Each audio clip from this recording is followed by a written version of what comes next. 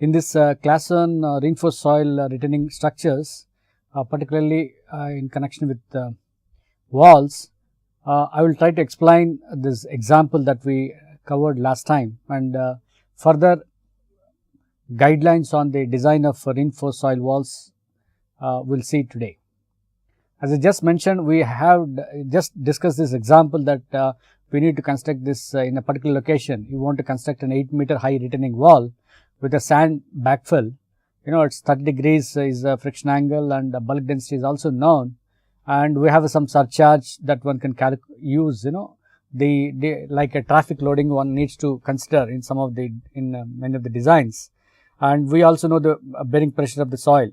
And assuming that we have two geogrids like grid A and grid B, which have design strength of 20 and 40, and then the bond coefficient of the geogrid material is about 0.9, and normally the compacted lift thickness is about 250 mm. So, which means that you have to place this reinforced soil, the reinforcing materials like geogrids at 250 in the multiples of 250 mm spacing, either it could be 500 or 250, right.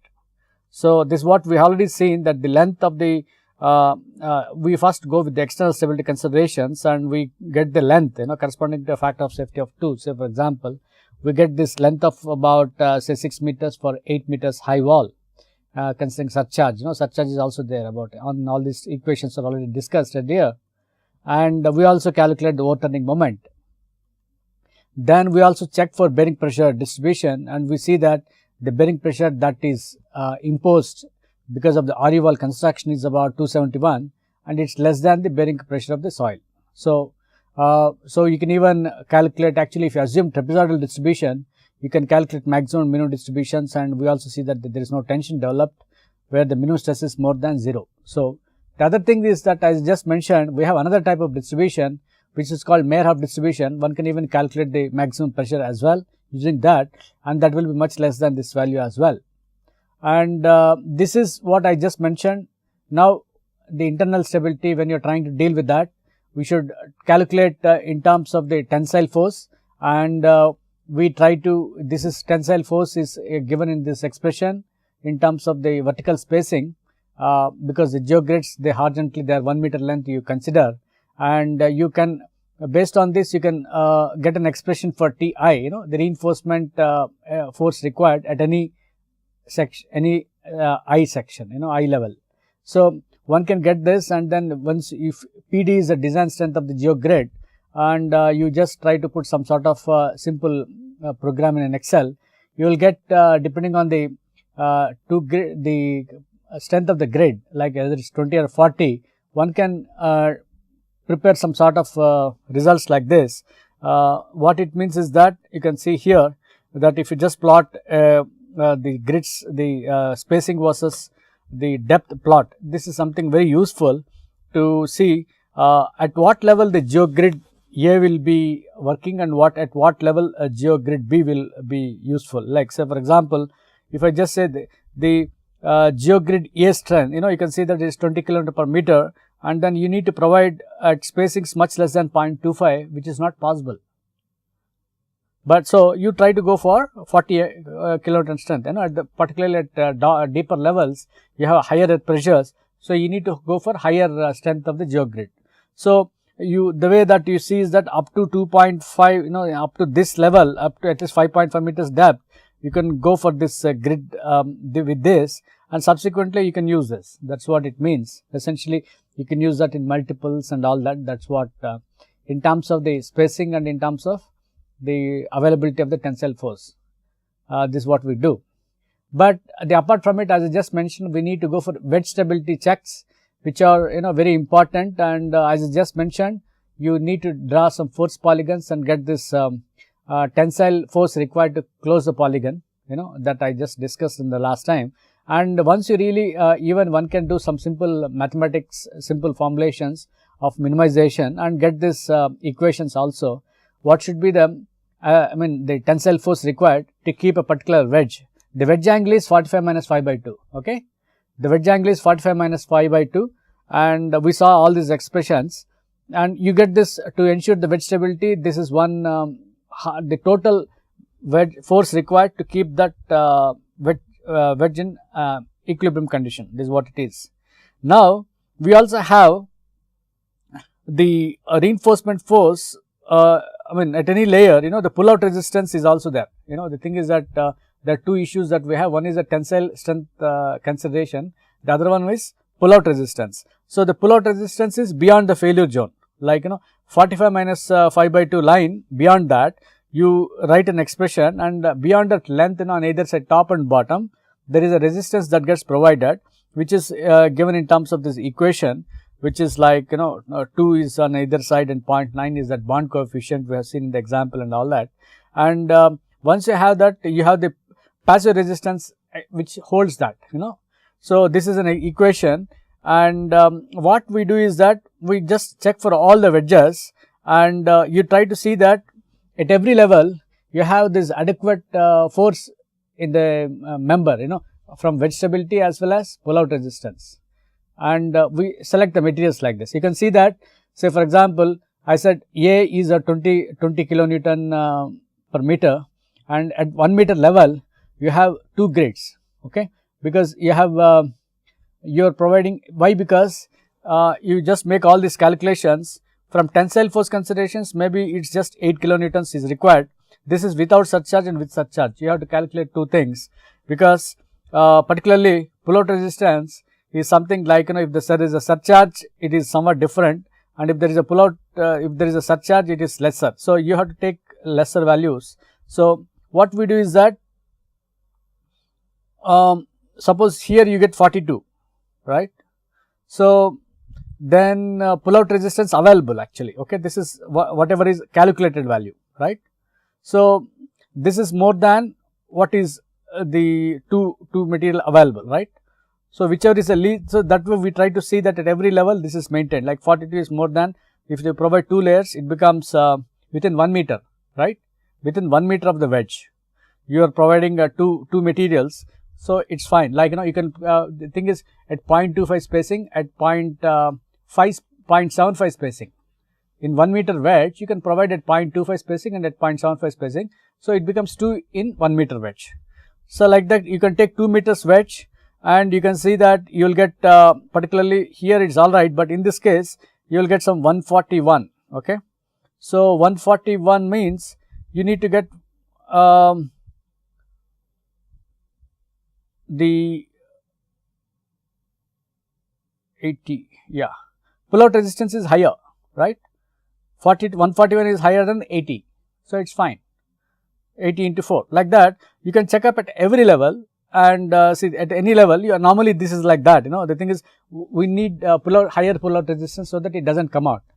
That is how we provide, and tensile force thing is already satisfied here. So, you can see that clearly at every level the pull out resistance is more than the tensile force requirement, and it is fine, it is stable, okay. So, based on this you try to come out with some configuration, like as I just mentioned, with say for example 0.25 spacing, some sort of spacing you can provide, and you can also provide these materials like this, like this is that failure wedge I was telling about, 45 minus 5 by 2, right, all that you can provide and all that. This simple Excel program calculations one can do. Length is also 6 meters. This is a simple structure, right.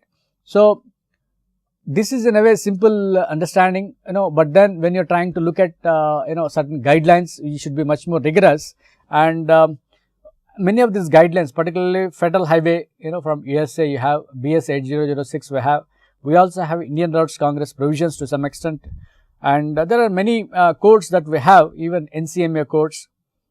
I just want to highlight you some provisions here, and just this will summarize some things that we already discussed. So, this stress transfer mechanisms are, one is friction, the other one is passive resistance. Because of the friction only the reinforcement force is developed, and because of the passive resistance only that you are able to mobilize this bond resistance and all that. And mode of reinforcement action, maximum it is only a tension, the way that reinforced soil is acting is that it is just only the tension. But then suppose you have a stiffer reinforcement, we have 2 types of materials, in fact there are many nowadays. like you can even have composite reinforcements also.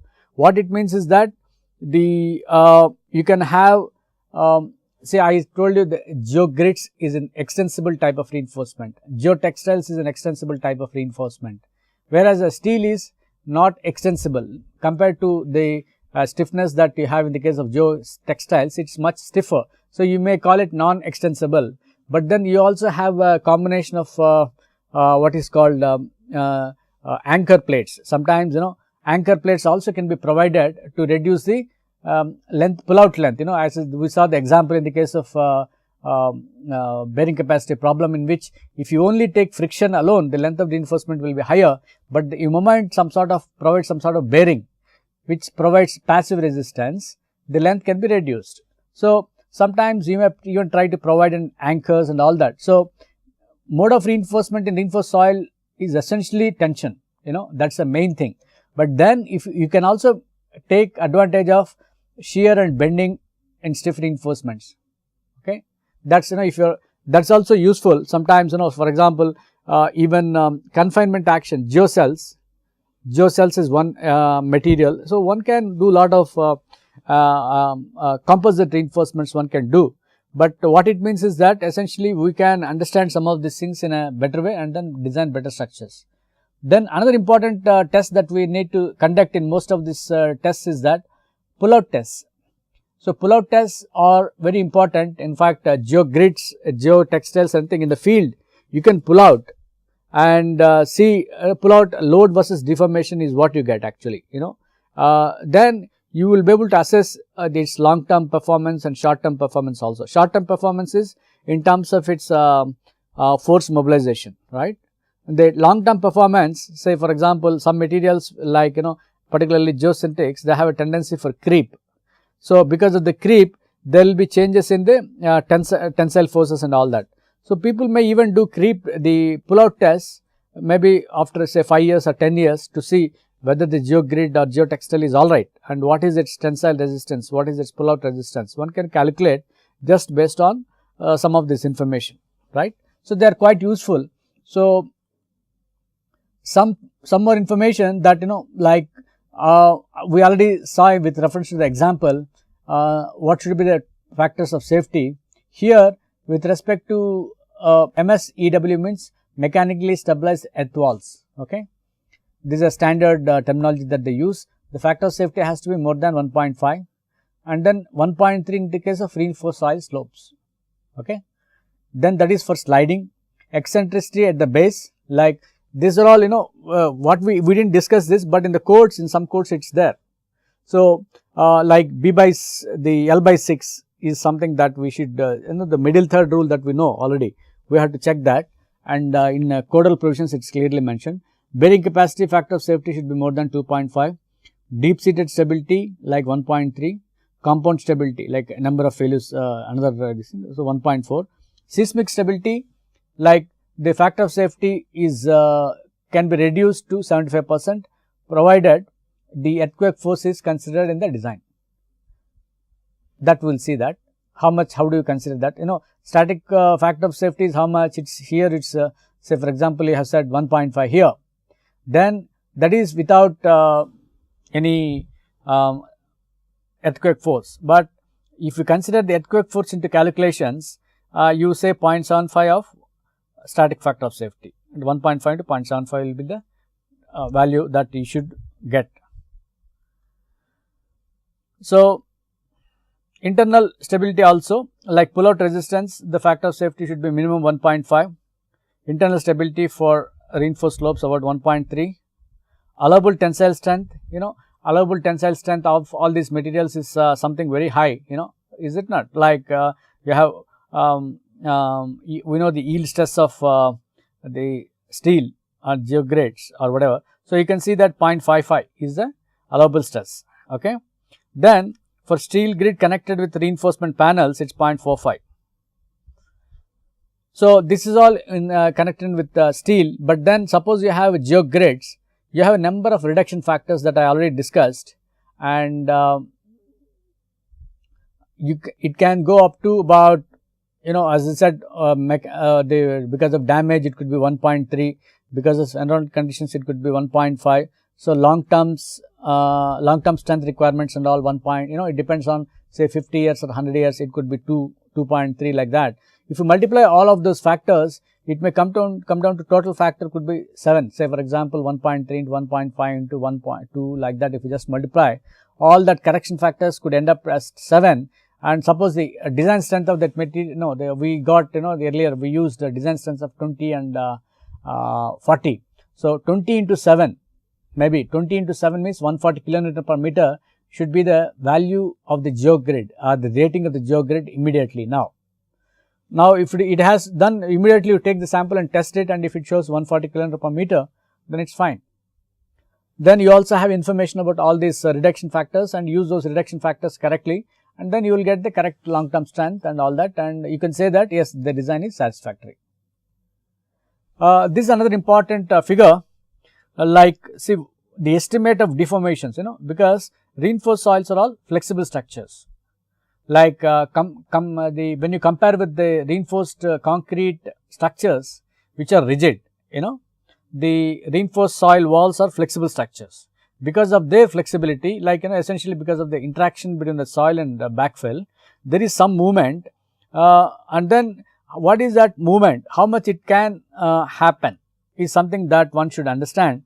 And see, the thing is delta max is nothing but it is in terms of the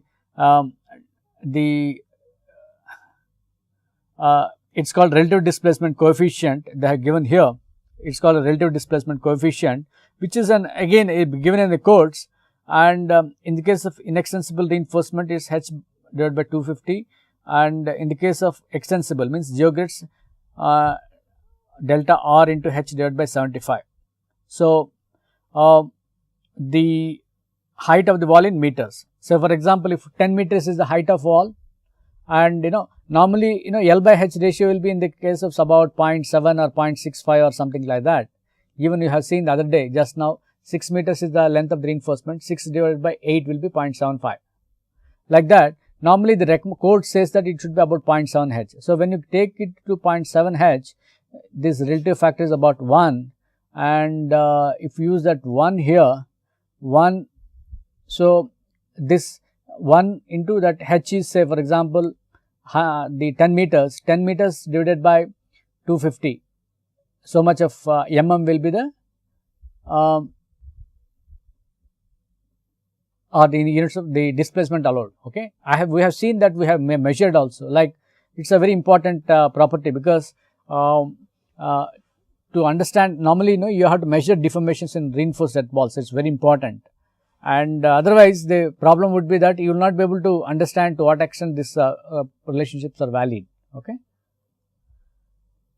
Of course, this backfill requirements I just mentioned earlier in the factors influencing reinforced soil, but anyhow I will just highlight a few more again.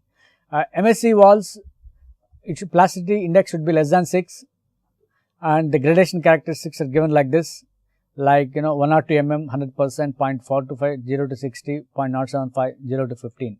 So more than not the clay 0.075 size, it should be more than 15% all the time. It cannot be less than this, like you can't allow here a bigger number. Okay, it should be in the range of 0 to 15. It cannot be, say for example 25%, which means that it's more like a clay, right? 0.02 is a clay, but then it's also a little finer fraction.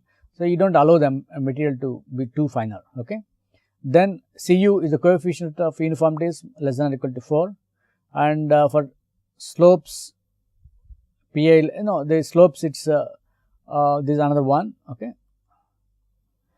Some more important, like the backfill material should be free of shale or other soft materials or weak particles or organic matter, because the backfill should not get degraded, or it should not become softening.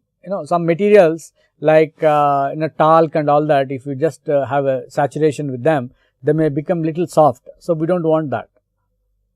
Then light compaction, like the thing is backfill compaction is all right, but when it comes to close to the wall, then you have to have a simple light compaction method, light compactors that you have. one should use them, because what happens if you use the heavy compaction equipment, a lot of stresses come onto the wall, and even the compaction control is difficult. So, they exert additional stresses. So, best is to have a light compaction equipment and also good backfill in terms of the friction and drainage, like sometimes very good material they use next to the backfill and the wall facings, and then the backfill should be compacted to 95% density, bulk density, and 2% of the plus or minus 2% of the moisture content, like standard Proctor, right? And peak shear strength parameters should be used, like you try to take the sample, reinforced soil, you are trying to use it as a material there for wall fill, you try to do a direct shear test or a triaxial test, and then get the peak shear stress parameters, residual stress parameters. What it means here is that they recommend that you should take peak stress parameters. Then a minimum friction angle of 34 should be obtained actually, okay. It can't be less than this, that's what, that's some of the specifications even in IRC we have. And some of the backfill materials, one should be careful that they are not liable for corrosion effects. So, what we should do is that we should find out the electrochemical properties of the backfills, particularly when you are using steel reinforcement. So, you have some the parameters like resistivity, pH, chlorides, sulfates and organic content.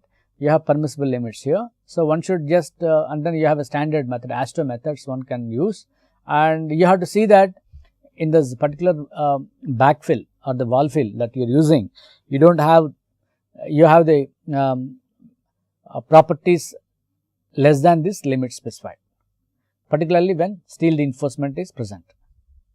And there are some cases, people also provide coatings for the reinforcement, and in fact, the other way is that people also provide corrosion, allowances, like you should be able to know what are the rates of corrosion in a particular environment. Say for example, if the pH is this much, what is the corrosion rate, So, one should be able to see that, and these rates of corrosion and allowances that you need to provide, or the thicknesses you need to provide, are specified in codes, okay, that you should see. For example, BS 8006 code, it is very good. So, it gives information. So, this is about reinforced soil wall fill, okay. But there is some material that is next to the retaining wall, which is called retained fill, So, that retained fill, next to that, if it is weak, then again there is a problem, whole material should collapse, it can collapse, right. So, you need to be very, even the foundation soil, retaining RE wall is fine, but the backfill or the, backfill means next to the retaining wall and the foundation soil have to be really good, then only the whole structure stands. So, you need to see that the properties of the retained backfill or the retained fill as well as even the foundation soil are reasonably satisfactory, and so you should go for standard testing, standard testing of all these materials and the position of water table. Say for example, you are constructing a wall here next to some slope, and you need to know what are the drainage channels that are likely to be intersected, so that you can provide proper drainage in the RE wall. So, these are all required from global stability point of view. Then, when you are trying to study that behavior and dynamic conditions, what is going to happen? During an earthquake, the retained fill exerts a dynamic horizontal force, like its PAE, like the active earth pressure due to earth pressure, earthquake on the MSE wall. And in addition to the static test, already the horizontal force is there, and when earthquake comes, there is a horizontal force that gets created, and the reinforced soil is also subjected to a horizontal inertial force, like we say PIR, which is nothing but MAM is a mass of the soil and its acceleration, right.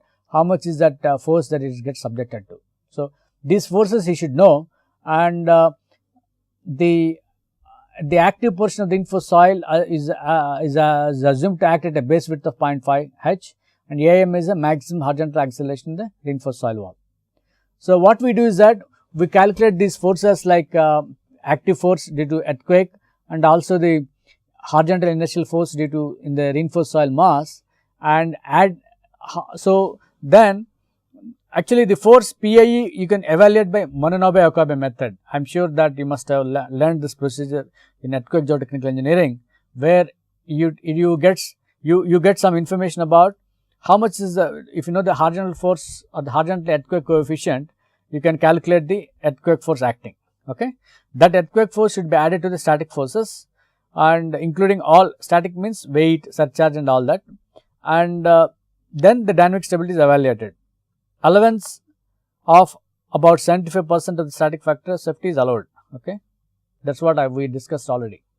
This is the way it is like this, like as I just mentioned, and we take that this much of 0.5 h, this is a mass that gets subjected to dynamic force, and this is center of the dynamic mass, and mass for inertial force. How to calculate inertial force?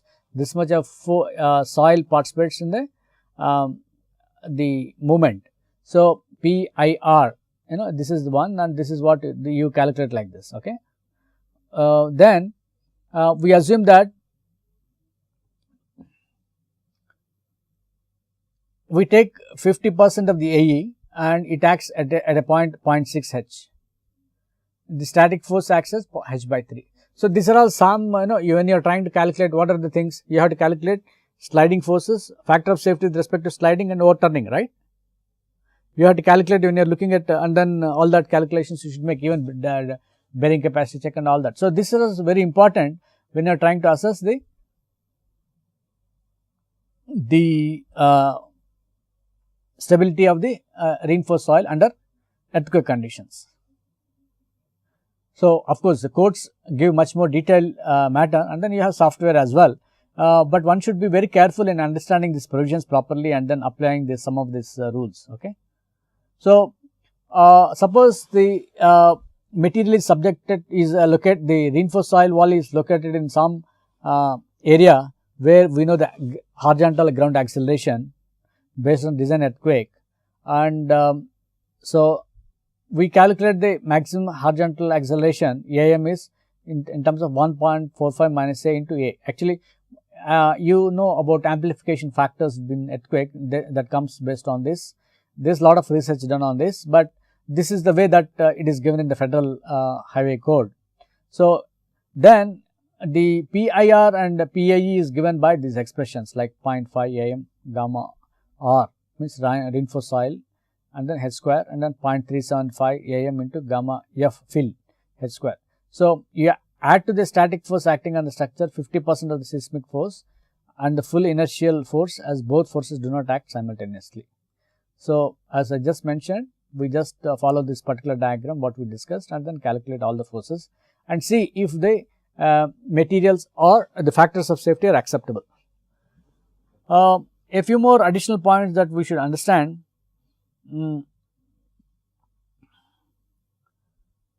If this is a wall structure like this, and there is a this slope angle beta, like in the case of particularly in embankments, you get this particular condition, you should be able to know how to calculate the maximum tension force and all that. In the case of extensible reinforcements, this is a simple for an illustration only. You have a lot of guidelines on this, particularly Federal Highway. It is full of illustrative examples and calculations. This is a typical diagram in which, say for example, you have to calculate a H1. H1 is you have to calculate like this. Suppose there is a, you have an RE wall like this, and then there is a 1:2 slope maybe, and then there is a road here, and then all that. How do you do that in the case of, how do you design? So, how do you take the active force, active thrust or the active zone? So, that H1, what is the height you have to take? Sometimes, most of the time the question is that there is a fill here. How do you take the height so that you can go ahead with the design? So, H1 is H plus this tan beta into 0.3 H divided by 1 minus 0.3 tan beta. So, that H1 will be the height, and so that is how the classification of these zones, all that would be done. This particular thing where this is to be divided, it is H1 by 2 and H1 by 2, and this is how it is done. and this is in the case of steel reinforcement, please remember that. Okay. Then this is the active zone, this is the resting zone, right. So, these are some guidelines on how to do that, and when you have extensible reinforcement, you have a line like this, which is like 45 minus 5 by 2 line, beta is different. So, in this case, it is just the H, and the zone of in the previous case, the zone of maximum tension is like this. Okay. In this case, like this. Okay. And suppose there is a surcharge, PV, some load, concentrated load at some at the top of the road. How do you take it? It's also that's given, like say for example, there is some load here, footing load, and then there is an RE wall you have to construct. So how do you take these forces? It's given here. If there is a load here, it has a 1:2 distribution, which is common in soil mechanics, and for isolated strip load and for all these loading conditions that are given, and once you know this, you can calculate the the stress. This actually the thing is, if you have a reinforcement here, it will have maximum stress, right? And then if you put a reinforcement here, there is a distribution. So how much of force is coming? Like given that you have an area, say for example, BF is a footing foundation, BF into L, then the load PV divided by BF into L will be the total stress acting at this point.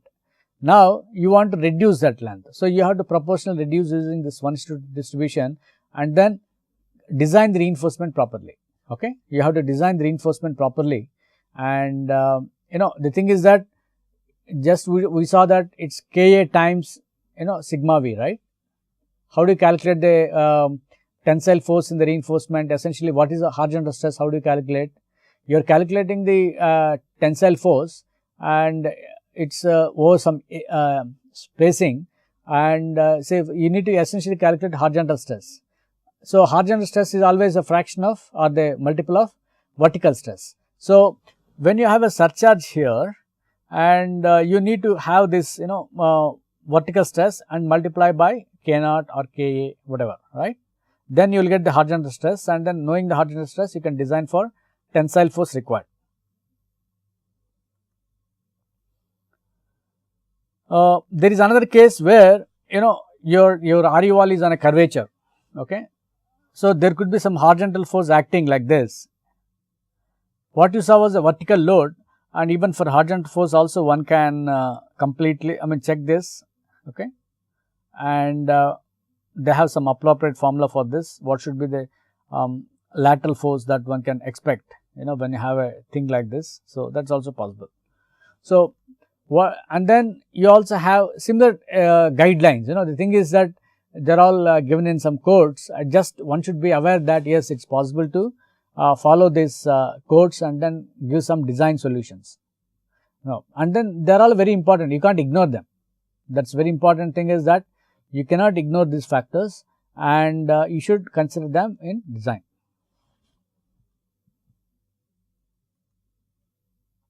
So what we do is that we calculate the additional horizontal stresses due to earthquake to be calculated, and even any loading, and then tensile force need to be evaluated. That's very important. So that whatever I just said, you can calculate a proper geogrid. Arrive at a proper geogrid specification. What is its tensile strength?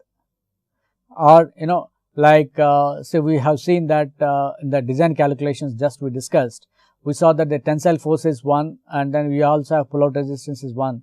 You can repeat all the calculations, assuming that you can even back calculate certain designs and see if the things are all right. Then connection strength. Very important point is that when an earthquake comes, or even in the simple case, we connect the reinforcement to facing using some connections. If the connections are not good, there is a possibility that it can go very badly. Like all specifications of backfill, compaction, everything is perfect, But if the connection strength is poor, like I saw a case, it's available close to Bangalore, where the long time back, the connection was so weak that it got came out, and all the facing panels just came out. They are all on the ground. So that's a very poor situation. Reinforced soil, the geogrids are all intact, but since the connection was not good, it couldn't hold the facing weight. Just all the facings came out, and people have to rehabilitate that whole RE wall using soil nailing. Okay, so I'll give a small example. This is that facing, and you have a some sort of connections here, many of them, and there are people have different connections, different types. So one should and actually code says that suppose you are trying to make a connection, 60% of the tensile force should be taken for design. So your connection should be designed such that it can take care of the even facing also. So say it comes on the facing, but connection needs to be properly done. That's one thing. So the other important thing that I would like to highlight is that in the case of precast panels, you have to do this. In fact, I saw 1 or 2 failures on these lines where the connection was not good enough and it yielded. Okay, and the second thing was, as I was mentioning about segmental wall construction, right? You have a number of blocks like this, 1, 2, 3, 4 like this. Okay, and when you have this type of materials, they have to be properly locked. Actually, they have to be there is a setback and all that was given, but there is a procedure that one needs to follow. Otherwise, the equilibrium of each block and the forces and the anchorage and all needs to, otherwise there is a possibility of total collapse that could occur, that we saw in failure mechanisms also. So what I want to say is that reinforced soil technique is something very viable and has been very useful technique in many countries, and it contributed to infrastructure in significantly. It increases the speed of construction. It is very useful to construct. The speed of construction is very fast. Of course, it's economical and aesthetics. It's wonderful actually compared to many of the treatments for the retaining walls that you have. Using this precast panels or segmental wall construction, you can bring in a lot of nice finishes to the retaining structures.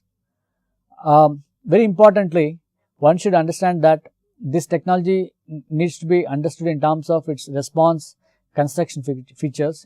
The RE wall is actually a construction technology. The way it is constructed in the field is very important, and I have seen many cases where the specifications are all right, but if it's not done well in the construction, the way you join, the way you erect, the way you place, the time of placement also, like if you don't allow full drainage to take place, say normally everything is outside only. So if the lot of rains are there and if there is still some drainage didn't occur, you start constructing, then it becomes problem. So there are many issues that one needs to understand and take care. So because it's essentially construction. So as I said, a failure of RE walls have also been noted in a few places due to lack of understanding of the behavior of RE walls, because people feel that it's a somewhat easier system, but technically yes, it's a very nice and elegant technique, but the implementation needs to be little more careful, and of course guidelines are excellent in this, and one needs to understand them properly. And as I said, Federal Highway guidelines are there, NCMA guidelines are there. They need to be studied in detail for many of the installations. Even for seismic stability and deformation, there is a lot of scope for research also on these lines, like like as I said, 0.75 times the factor of safety, and so many issues that are deformations, and many issues are there. One can investigate in a very comprehensive manner and identify new research insights, insights into the behavior in a comfortable manner. Thank you.